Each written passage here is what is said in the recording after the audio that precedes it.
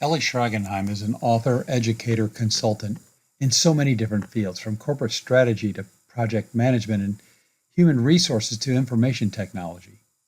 He's worked all over the world, from Australia to Russia and Brazil to China, for major corporations, startups, for governments, and not-for-profits. You may reasonably wonder what kind of savant he is and why he doesn't focus his time more in just one area. Well, he does focus, but on a concept that's so basic that all these various conceptual areas fall into its purvey. Eli understands systems. Parts make up a system, and a system is more than the sum of its parts, just as you are more than water, fat, protein, various minerals, and carbohydrates. If I brought together those constituents, even in perfect proportions, it won't make another you. If you have a sore knee, that's your constraint. Eli Schragenheim is the world's foremost authority in constraints management. His most recent and deepest efforts to share what he knows is contained in the 276 pages of Throughput Economics. Please listen to his brief explanation of the book in his own words. Here's Eli Schragenheim. Hello, I'm Elis Schragenheim. This book, which I wrote together with Henry Kemp and Rocco Sorais, is aimed to help managers to get the most relevant available information supporting the most important decisions that they have to make. The usually unanswered question is, would the decision increase the net profit or reduce it? And there are two obstacles to answer the above question. One, there are too many unknowns, including too many variables and considerably uncertainty that directly affect the answer.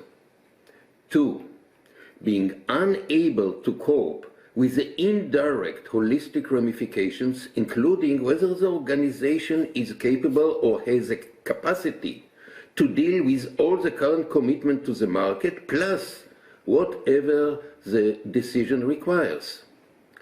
The usual accounting tools speak about revenues and cost, but the revenues are too uncertain, and the resulting cost seem to be too complex to calculate.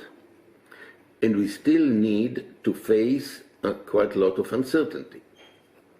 Cost accounting offers a very simplistic tool, cost per unit. It would be a huge relief if it would work. However, it's not only does not work, it many times fully distorts reality.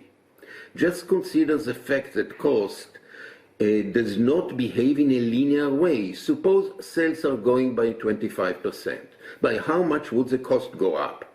Say it could go up by just 10% sometimes, 20%, 50% could be, even 100% should not be a huge surprise, sometimes it happens.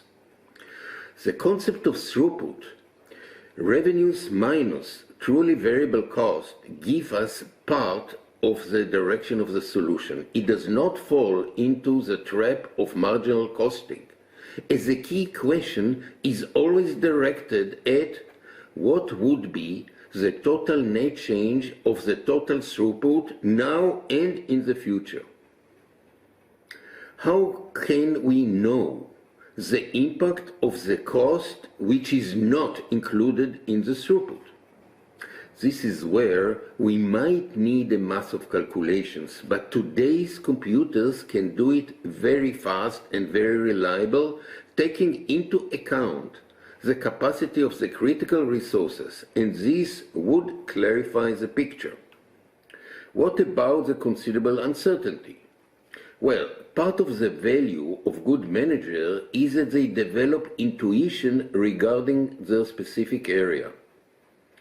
Intuition is never about coming up with one number.